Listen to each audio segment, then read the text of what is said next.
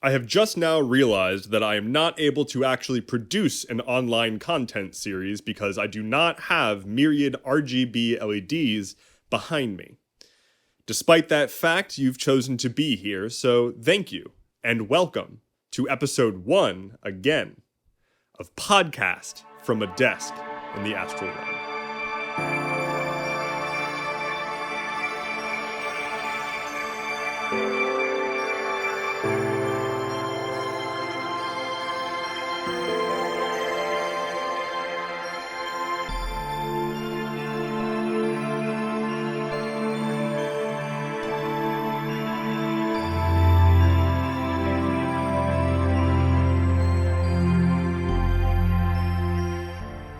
After doing a few episodes of the vlog, I decided to actually launch this as a whole-ass podcast. So, welcome, and you can now find this series in addition to YouTube on whatever your favorite podcast platform is under the name Podcast from a Desk in the Astral Realm. It's all the same content, just in audio format, so enjoy, and I'm excited. Of course, do the podcast things, rate, comment, whatever, share, I don't know what, do the things, thank you.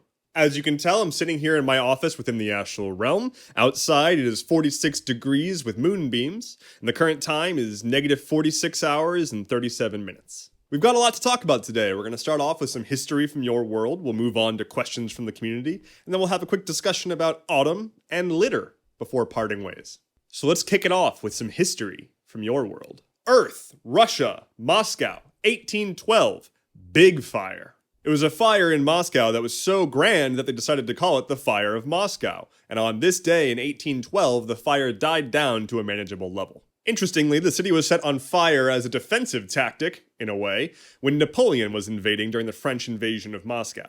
Apparently, Napoleon was quoted in just being, completely thrown by this, and couldn't believe his eyes. He just sat on a wall looking out over the city being like, how could they have done this? I don't understand. And rightfully so, Moscow was considered sacred by those people, and they just lit it on fire, and the majority of the town was made of wood, so and they didn't just light it on fire, they also sabotaged the town's fire brigade, so there wasn't really any realistic way to put it out. All in all, just a, if I can't have it, no one can kind of tactic, and it threw Napoleon for a loop, so I guess it worked. This is your weekly reminder that I do not formally endorse arson.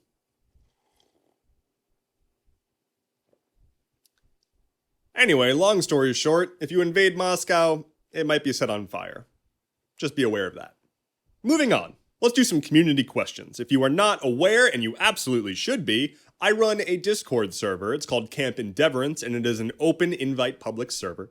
It's a wonderful place filled with wonderful Ascendant folks, and I have been putting out a call for questions over this week to answer on this podcast. So if you would like to be included in future community questions, head on over to my Discord, and I'd love to see you there. The way I'm going to handle this today and moving forward is I have a thread in the Discord where I've called for questions, and this time I just said, ask me anything.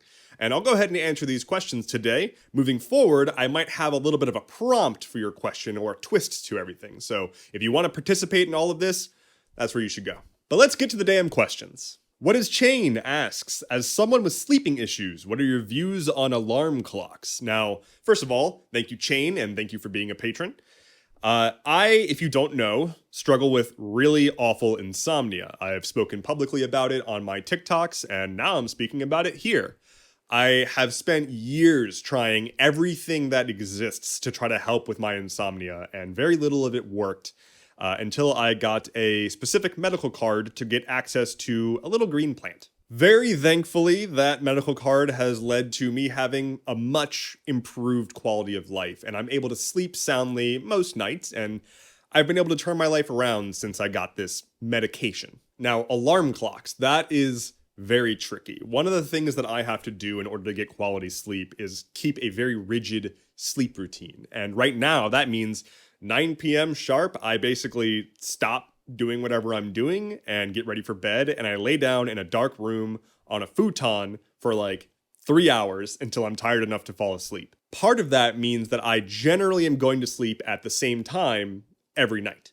And that also means that I'm trying to get up at the same time every morning. Now, I've gotten it dialed in enough that I don't need to have an alarm clock to wake me up, but I do set an alarm. It's effectively just an emergency alarm.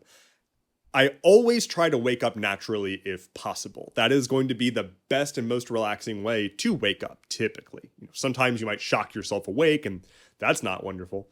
But being awoken at the same time every day by a device is not the same as training your body to wake up at the same time every day. Being woken up by a device, you don't actually know what state your body's going to be in, and it might just set you off on the wrong foot from the get-go. But if you set that alarm as the latest time that would be reasonable for you to get up, as late as you can push it, really just if you're waking up by your alarm, you're going to have to speed through your morning.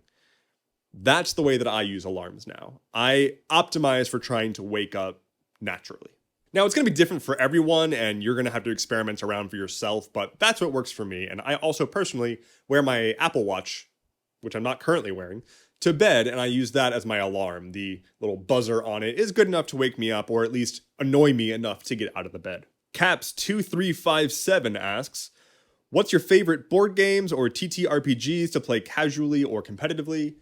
That's a wonderful question. It is no secret that I like RPGs and tabletop RPGs and all that good stuff, and I've DM'd for a whole bunch of different groups and games and whatnot. And again, if you would like to participate in a game that I run, join my Discord. I'll be running a few games there eventually. Quick plug. But moving on, I really currently love Quest and Blades in the Dark. I'll start with Quest. So Quest is a tabletop RPG. The website, which is just perfect, is adventure.game. If you head over there, there's actually a free downloadable PDF version of the game, and you can also buy their physical hard copy book, which is gorgeous, and I highly recommend getting it if you can afford it and if you like the game, of course. Quest is like if you took all of the tabletop RPG fantasy games, squished them into one, and got rid of every rule that didn't just allow fun to happen. It is very lightweight. The instructions for players takes like 10 minutes to read and understand, and character creation is effectively filling out a Mad Lib. It's really well designed, and it has rules built into it to specifically keep a respectful gameplay at the table, which I just think is excellent. It is still guided by a single person. They're literally called the guide, and then players get points to spend on abilities every time that you play a session. So you literally get rewarded for just playing the game as a player. If you have never really dipped your toes into an RPG, the number one game that I would recommend is Quest. You couldn't be simpler. It is a single die. You roll a d20 and there's no numbers to add or remove. You just roll it and see what happens. It's a great game. Blades in the Dark is a little bit more traditional. It's got a nice whole rolling system and whatnot. It's actually a unique enough rolling system that other games use its system to build on top of. And those games are called Forged in the Dark games. But Blades in the Dark, the original, is a pretty interesting game where you play as a crime family, basically. You are a gang in a city that you pretty much can't go out of the city limits. So it's sort of like a crucible, and all these other gangs are in the city as well. And you're fighting for territory, and you're pulling off heists, and you're doing all sorts of stuff. And it has a couple of mechanics that I very much love. One is you jump right into the action. It's written to be an episodic game, so you all sit down at the table and just get going. The second thing that's cool about it is since you skip all the exposition and jump right into the action, you can invoke that stuff has happened in the past using a flashback system. Let's say that you are cracking a safe and you are deep within the bank vault and you just need to put in this code, but you didn't get the code beforehand. You can flash back to when you maybe swiped the code off a guard doing reconnaissance, and you play that scene out and roll and everything to see if it worked. And then that alters the present situation. It's really brilliant, and it's a great way to just keep things moving. I highly recommend Blades in the Dark. It comes with a pre-built scenario, but you can also use its framework to play in any setting that you want to build. Kryptonite asks, what cooking gear, either for kitchen or camping, is the best? Whether for utility, versatility, or just pure vibes? Excellent question, and I'm split between two. Either a cast iron skillet or a wok. And they're similar levels of get it hot and cook awesome stuff in it. I recently got a wok, and it has really been a game changer for just delicious food. But a cast iron skillet is an absolute workhorse, and you can't beat that aesthetic. That nerdy nice girl asks, due to your affinity for pirates, yo ho, I must know, if you were a pirate, what body part would you most want to be piratey? A peg leg, an eye patch, a hook hand, etc. Wow. That is an excellent question, and I want to invent something new here. I don't think I want to just steal from existing pirate stuff. What about like a cannon arm? Like a Mega Man arm, but with like a pirate cannon on it, like a little one. So, I don't like what you're saying, just boom. Yep, I'm good with that. That nice nerdy girl also asks, who is your favorite Avatar The Last Airbender character? And that's an easy one. By far, Kyoshi. This is not sponsored. If you have not read the Kyoshi novels and you are a fan of Avatar The Last Airbender, go read the Kyoshi novels. There's 2 of them. They're amazing. Kyoshi is an absolute badass, and I can summarize both books with be gay, do crime. Snandle asks, if you won the lottery, what would you do? And would you still do social media? That's tough. So if I'm being honest, I don't like social media. I don't want to be on social media. I'm over it. I don't like the legacy social network systems, but they're a necessary evil for reach and whatnot. So I don't want to be totally irrelevant and just avoid them completely because obviously I'm doing some kind of content creation.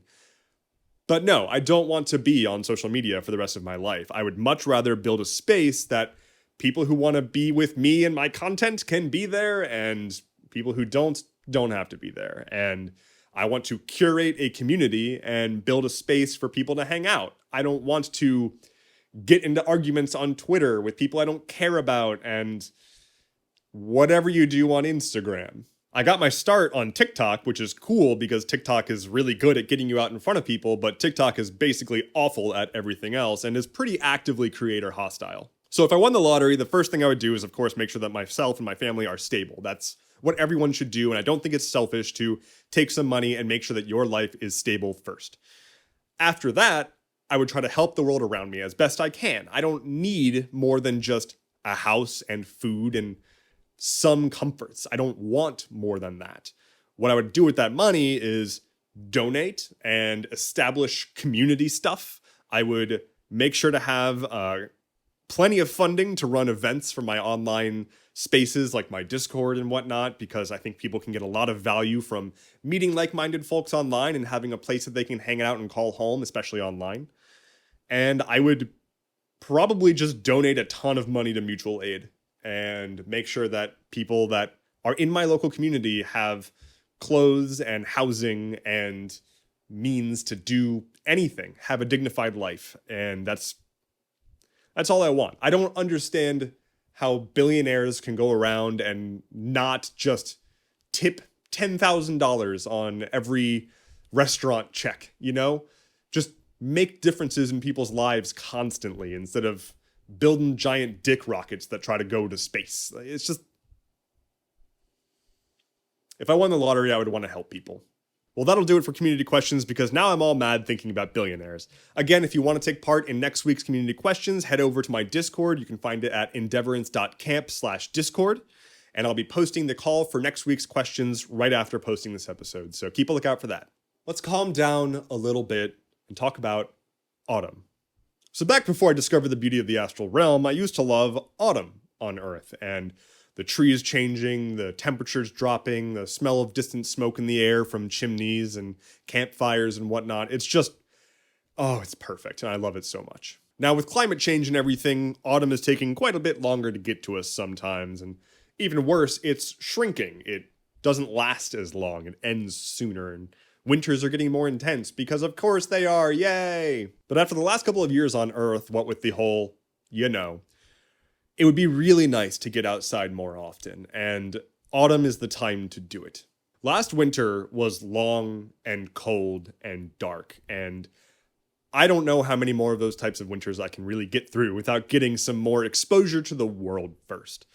This autumn, take some time and make sure you get out there for a little bit before we're all locked inside. I know a lot of people like to be locked inside, myself included. I am a homebody and I just want to stay in my comfort zone and hang out in my office in the Astral Realm. But sometimes it's really important to get out there and maybe this is just a long-winded way to say touch some grass. But more specifically, don't touch grass, step on a good crunchy leaf, go for a walk, embrace the morning mists, and enjoy the dew on the grass. It's a beautiful time of year, and the more we can connect with the world around us before we're locked inside to hibernate again, the better off we're going to be.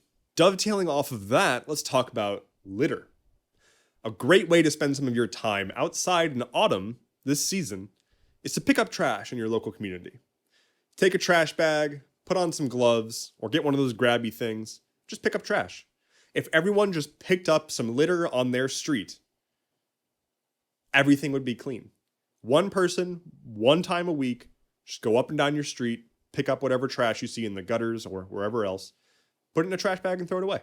It is a deeply rewarding process, and it doesn't take very long, and the impact that you'll have is massive. If you do it consistently enough, you're going to consistently improve just the general quality of the space around you.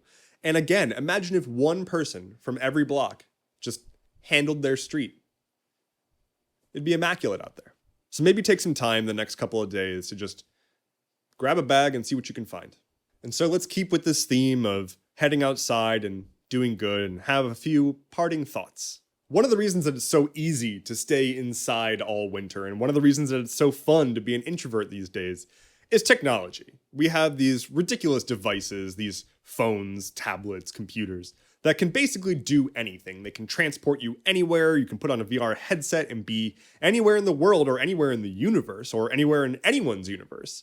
We've got phones that connect you to everyone everywhere all the time. We've got just endless information at our fingertips. And with that comes endless notifications and grabs for your attention. It's really easy to fall into a pattern where these technologies go from being an enjoyable tool to something that's controlling you and controlling your life and optimizing all of your time to spend on them. So take a moment, go through your phone, tablet, computer, whatever. Try to find at least one program, app, something that you really don't need and can delete. And take a moment to review your notification settings. When's the last time that you did a thorough review of what apps can steal your attention away? Do they really need to be able to do that?